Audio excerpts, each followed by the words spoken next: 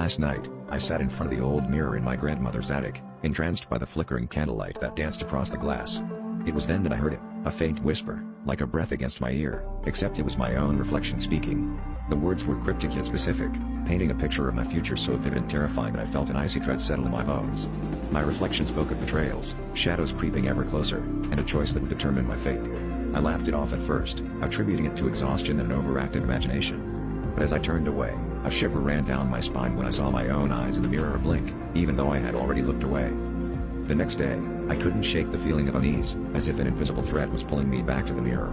My friends noticed my distraction during our study session, but I couldn't tell them about the whispers without sounding insane. I tried to focus on anything else, but the reflection's words echoed in my mind, growing louder with every passing hour.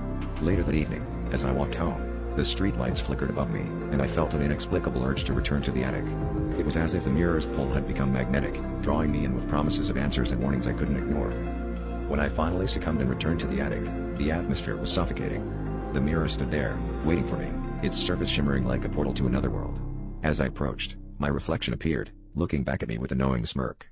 It whispered again, this time revealing a chilling truth: someone close to me was hiding a deadly secret, and I had the power to stop it, or let it unfold. The decision lay in my hands, and every fiber of my being screamed at me to trust what the reflection was saying. In a moment of reckless curiosity, I reached out to touch the glass, and my reflection's hand met mine, sending a shock through my body. Suddenly, a flood of visions filled my mind: a hidden knife, a shadowy figure looming behind a familiar face, and a clock ticking down to a moment of betrayal. I stumbled back, gasping for breath, as the realization hit me like a tidal wave. The reflection wasn't just an apparition, it was a harbinger, and the choice it spoke of was mine to make. But as I turned to leave, the whispers followed, weaving themselves into my thoughts, and I knew there would be no escape from the haunting predictions of the mirror's curse.